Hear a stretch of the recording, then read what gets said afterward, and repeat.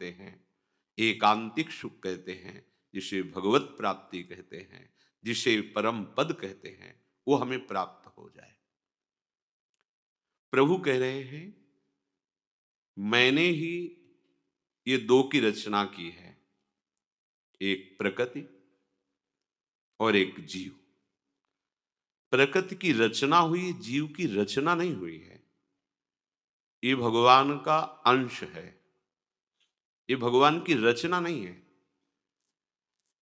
स्वयं भगवान अपने अंश से सबकी आत्मा के रूप में स्फुरित हो रहे हैं। श्री भगवान संपूर्ण ज्ञान समुद्र हैं। यदि हम ध्यान पूर्वक सुने तो जहां हमारा फसाव है, हम उससे मुक्त हो जाएं। ये किसी क्रिया से फसाव नहीं हटेगा।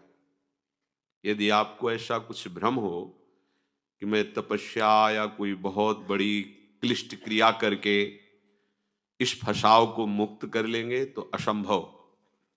क्योंकि क्रिया के करने का जो भाव है वही फसाव है। ये बड़ा सूक्ष्म विषय है। जितनी क्रियाएं होती हैं सब प्रकृति से होती है, प्रकृति ही उसका कारण है और प्रकृति में ही बर्ताव होता है। तो हमें जो उसका फल मिलेगा वो प्राकृतिक ही मिलेगा। उस क्रिया से संबंध रहित हो जाना ही इस स्वरूप की स्थिति का वर्णन है। यदि हम क्रिया प्रधान अहम बुद्धि, तो कर्ता भोक्ता भाव, तो प्रकृतिजन्य शरीर को, प्रकृतिजन्य करण को तदात्म भाव से मानने के कारण मुक्त होना अत्यंत दुर्लभ है। श्री भगवान कह रहे हैं, भूमिरापो नलो वायु खम मनो बुद्धिरेव च अहंकार इतीयं में भिन्ना प्रकृतिरष्टधा अपरेयमितस्त्वन्याम् प्रकृतिं विद्धि में पराम् जीवभूता महाबाहो ययेदं धार्यते जगत्। हे महाबाहो, पृथ्वी, जल, तेज, वायु, आकाश, ये पंच महाभूत हैं। मन, बुद्धि, अहंकार, ये पांच महाभूत और ये तीन मिलाकर अष्टधा प्रकृति कही गई है। मन जब चिंतन में लगता है तो इसी को चित्त कह देते हैं। वस्तुतः वो मन ही होता है, इसलिए प्रभु ने यहां अलग से चित्त नहीं स्वीकार किया। मन को ही, मन की वृत्ति को, जो चिंतनीय वृत्ति होती है, उसी को चित्त कहते हैं। इसलिए प्रभु ने पंच महाभूत में इनकी तन मात्राएं भी है, शब्द, स्पर्श, रूप, रस, गंध। ये 8 प्रकार की फंसाने वाली प्रकृति है। समझना, बिल्कुल हमसे अलग है। ये पंचभूतों द्वारा रचित ये स्थूल शरीर और अंतर में जो करण है उनको 4 कहा गया है, पर प्रभु यहां 3 ले रहे हैं। एक की वृत्ति को मन में ही समाहित कर दिया है। बुद्धि, मन और अहंकार, ये सूक्ष्म शरीर। और इसी अष्टधा प्रकृति का जो त्रिगुणात्मिका स्वभाव है वही कारण शरीर, इसलिए उसको वर्णन नहीं किया, कारण शरीर नहीं कहा, क्योंकि इसी प्रकृति के स्वभाव का परिणाम कारण शरीर होता है। मूल बात ये अष्टधा प्रकृति है। ये बिना जाने हर जीव इसी में खेलता है और अपने को भक्त मानता है, उपासक मानता है, ज्ञानी मानता है, योगी मानता है। कोई बिरला ही इस चक्र को रोक पाता है। जो मना कष्टान इंद्रियाणी प्रकृतिस्थानि कर्षति, उसको उल्टा करके प्रभु की तरफ आकर्षण कर पाता है। ये 8 प्रकार की प्रकृति है जिसको अपरा प्रकृति भगवान ने संबोधन करके कहा। और इस अपरा प्रकृति से बहुत ही दिव्य और बिल्कुल अलग एक परा प्रकृति है, जिससे भगवान का अंश कहा गया, जो आप हैं। आप हैं का मतलब ये शरीर नहीं, ये मन बुद्धि नहीं, ये स्वभाव नहीं, आप इससे अलग, बिल्कुल अलग हैं। जैसे इस शरीर से मकान अलग है, ऐसे हमसे हमारा शरीर, हमारा अंतःकरण, हमारा स्वभाव बिल्कुल अलग है। चाहे जिस मार्ग का पथिक हो, ये स्थिति आए बिना हो, ना तो प्रेम में और ना मोक्ष पदवी में। पांचों भूले देह शुद्धि। जब तक देह का तात्पर्य तीनों देहों से है, स्थूल, सूक्ष्म और कारण, तब तक वो रास विलास में या अखंडानंद में प्रवेश नहीं पाता। प्रभु कह रहे हैं इन्हीं दो के द्वारा ये पूरा जगत है। जितना कुछ देखने में, सुनने में जो कुछ भी आ रहा है, मैं अरु मोर तोर तय माया, जही बस कीन्हे जीव निकाया, गो गोचर जहां लग मन जाई, सो सब माया जानो भाई। हमारे प्रभु इन दोनों के कारण हैं, अष्टधा प्रकृति के भी और परा जीव के भी, वही कारण है। प्रभु दो विभाग करके इसी में खेल रहे हैं, सबसे परे और सब में भरे। सिद्धांत समझिए, देखो बड़ा सूक्ष्म विषय है, जैसा क्रम से आता जाता है वैसा वर्णन होता है, आप इसे बहुत ध्यान से समझिए। प्रभु सबके कारण हैं, कारण श्री हरिवंश भनम, श्री भक्ति महाराज कह रहे हैं। प्रत्येक मनुष्य का स्वभाव इसी प्रकृति के अनुसार रचा गया है।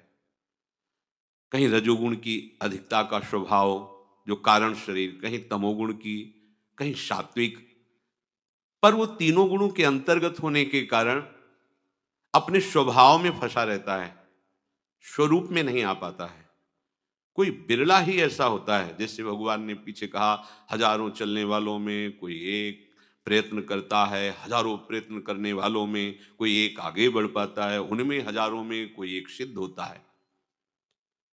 प्राय इसी स्वभाव में फंस जाते हैं, प्रकृति के स्वभाव में। हमें बहुत बढ़िया अवसर करुणा करके प्रभु ने दिया है। श्रुत्वापि शुद्ध चैतन्य मात्मान मति सुंदरम, उपस्थित्यंत संशक्तो मालिन्य मधि गच्छति।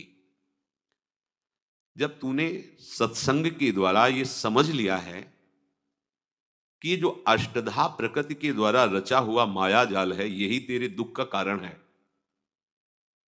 ये जो शरीर में, अंतःकरण में, स्वभाव में तदात्म हो गए, मेरा स्वभाव, मेरा शरीर, मेरा मन, यही तुम्हारी दुर्गति का कारण है। बड़ा अध्यात्म है, ये सूक्ष्म विषय है। जब तक तुम इसे समझोगे नहीं तो इसी में खेलते हुए अपने को भक्त मानोगे, ज्ञानी मानोगे, अपने को महात्मा मानोगे। जब तूने सत्संग के द्वारा ये जान लिया है कि एकमात्र सबके कारण परम सत्य श्री भगवान ही हैं, प्रभु ही हैं, वही प्रभु जिनको ज्ञानी जन आत्मा कहते हैं। सेवक जी महाराज कह रहे हैं, आत्मा हरिवंश प्रगट परमानंद, श्री हरिवंश प्रमाण मनम। चैतन्य घन महासुख स्वरूप सौंदर्य राशि प्रभु को पाने का निश्चय जब तूने कर लिया, सत्संग सुनकर तुमने ये जान लिया कि आत्मज्ञान या भगवत प्राप्ति ही परम सुख है। ये अष्टधा प्रकृति के द्वारा रचे हुए माया जाल में मैं परा भगवद अंश स्वयं से फंस गया हूं, और भगवत प्राप्ति का तूने निश्चय किया तो फिर सबसे बड़ा विघ्न इस मार्ग में, प्रारंभ से लेकर अंत तक जो साथ में विघ्न डालता है, वो है काम। बहुत महिमा में प्रसंग है, ये आंतरिक अंतर्मुखता वाले उपासकों के लिए है, ये जागतिक व्यवहार और बैलेंस बनाकर चलने वालों के लिए नहीं है। ये केवल सीधे लक्ष्य भेद करने वाले उपासकों के लिए, जो परमात्मा प्राप्ति का लक्ष्य किए हैं। प्रारंभ से लेकर के आपकी भगवत प्राप्ति तक जो बाधा पहुंचा सकता है, वो एक भयानक शत्रु है, काम। इसकी बहुत ऊंचाई तक पहुंच है। ये अत्यंत आसक्त कर देता है इस अष्टधा प्रकृति में। और इतना मलिन कर देता है कि कोई अपने को ज्ञानी कहते हुए, योगी कहते हुए, भक्त कहते हुए सकुचाता नहीं और इसी में खेलता है। जब आपने सत्संग के द्वारा निश्चय कर लिया कि ये प्रकृति माया फंसाने वाली है, मैं जन्म जन्म से इनके ही आकर्षण में भटकता आ रहा हूं, अब मुझे भगवत प्राप्ति करनी है, तो आपको ये समझना होगा कि प्रारंभ से लेकर भगवत प्राप्ति तक एक महान शत्रु है जो आपका पीछा नहीं छोड़ेगा। उसका नाम है काम। ये काम प्रकृति में अत्यंत आसक्त कर देता है, हृदय को मलिन कर देता है। यदि कोई संसारी इसमें आसक्त है तो आश्चर्य की बात नहीं, पर आप सत्संग सुनने वाले, भजन करने वाले, भगवत प्राप्ति का निश्चय करने वाले, महान आनंद की प्राप्ति के लिए इस मार्ग में कदम रखने वाले, तुम क्षुद्र आनंद में आसक्त हो रहे हो, लिप्त हो रहे हो और अपने को उपासक कहते हो, आत्मज्ञानी कहते हो, भक्त कहते हो, बैरागी कहते हो, तो मुझे आश्चर्य हो रहा है। कोई विषयी पुरुष भोगों में फंसा हुआ है तो आश्चर्य की बात नहीं है, पर आपने सत्संग सुन करके ये निश्चय किया है कि जीवन का परम लाभ आत्मस्वरूप का साक्षात्कार, भगवत साक्षात्कार है, तो आप इस महान आनंद के भोक्ता, महान आनंद के स्वरूप, महान आनंद में जाने वाले, फिर ये क्षुद्र आनंद को, क्षणिक आभास मात्र आनंद को क्यों स्वीकार करते हैं। बड़ा आश्चर्य होता है कि आप भक्त कहलाते हैं, ज्ञानी कहलाते हैं, योगी कहलाते हैं और आप इस काम सुख का आकर्षण स्वीकार किए हुए हैं। भगवदानंद का अनुभव करने के लिए इससे आपको लड़ना पड़ेगा। ये महान बैरी है। सर्वभूतेषु चात्मानं सर्वभूतानि चात्मनि मुनिर्जनित आश्चर्यं ममत्वमनुवर्तते।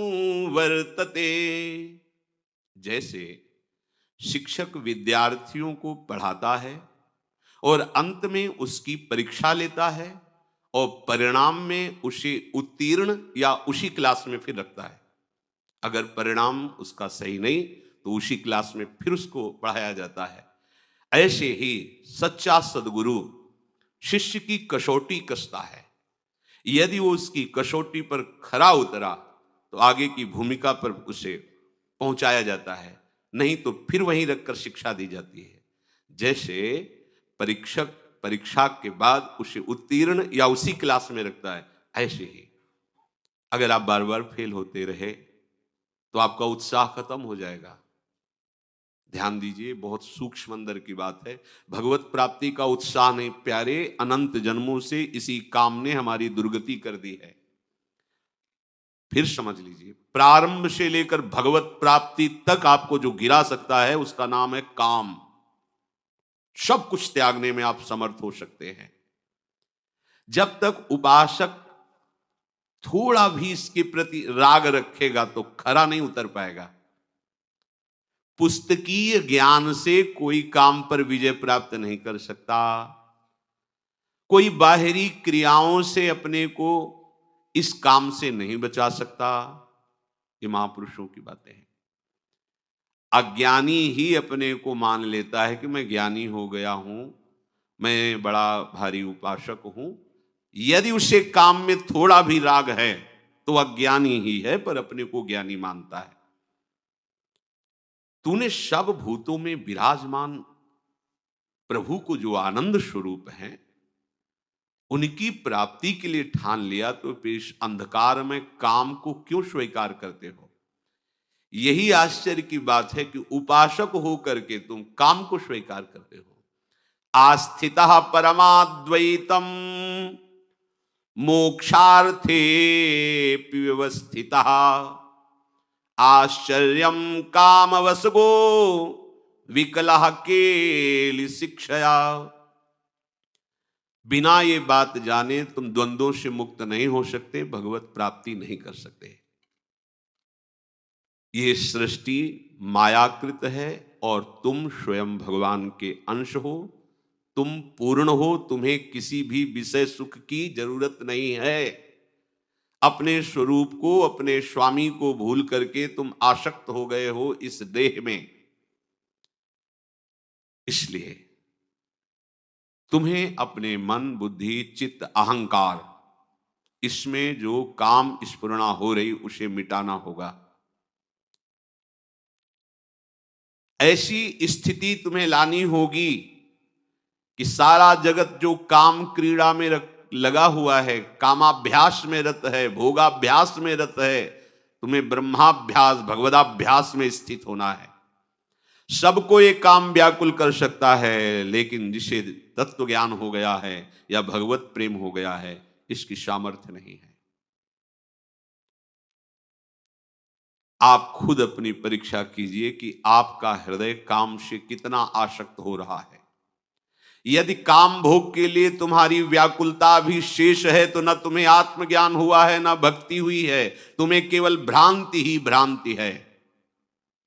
उद्भूतम ज्ञान दुर्मित्र मवधार्याति दुर्बलः आश्चर्यम काममाकांक्षेत कालमंत मनुष्रितः। ऐ उपासक, ये काम वासना अनेक प्रकार से फंसाती है। उस काम वासना में कभी कोई आज तक तृप्त नहीं हुआ है, और ये सबसे तीव्र आकर्षण करती है। इसका जो आक्रमण होता है वो विचार के लिए अवसर नहीं रखता। ध्यान दीजिए, काम का आकर्षण विचार का अवसर नहीं देता कि आप बैठकर उस पर विचार करें। तरंगवत हुआ, समुद्रवत फैल गया और क्रिया में लगा दिया। इसलिए जो सावधान उपासक है, ये सबसे बड़ा शत्रु है। अगर ये होता रहा तो ना आप अपने को भक्त, ना आप ज्ञानी, ना योगी। यहां कह रहे हैं कि भ्रांत मात्र है तुम्हारे हृदय में कि मैं ज्ञानी हूं, भक्त हूं। यही सबसे बड़ा शत्रु। भगवान ने भी पीछे आदेश किया, ये काम बड़ा शत्रु है, ज्ञानियों का शत्रु है। ज्ञानियों की बात नहीं की, आपको इसे मारना होगा। अर्जुन, ये कभी ना अघाने वाला तुम्हारा बहुत बड़ा दुश्मन है।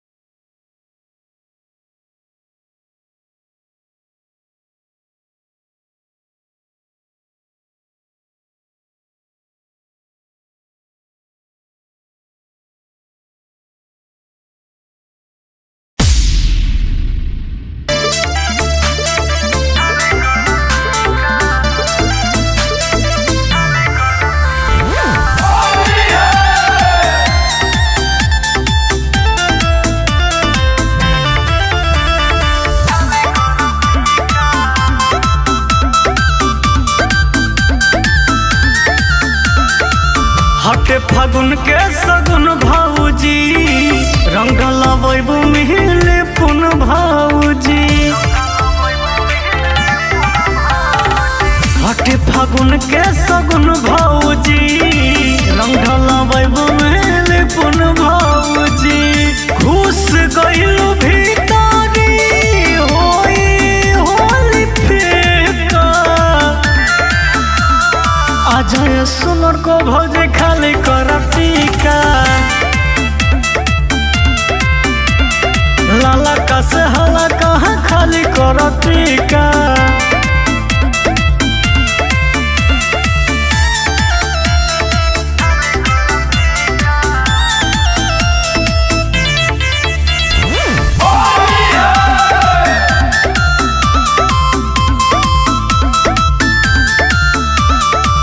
आजा ना आजा भौजी आजा है आजा, कोई ना धरे तो है पाजा पाजा। आजा ना आजा भौजी आजा है आजा, कोई ना धरे तो है पाजा पाजा। चोखा पीछू कोरी मोरे आशा ही तमाई का,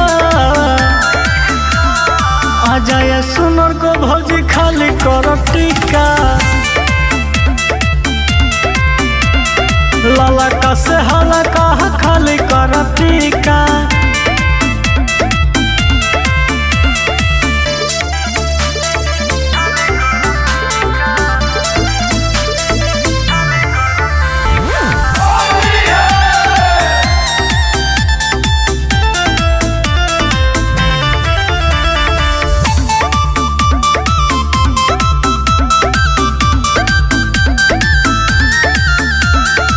हम डाली तू डाला डाला डाली रंग के गाल खोले होले मनी।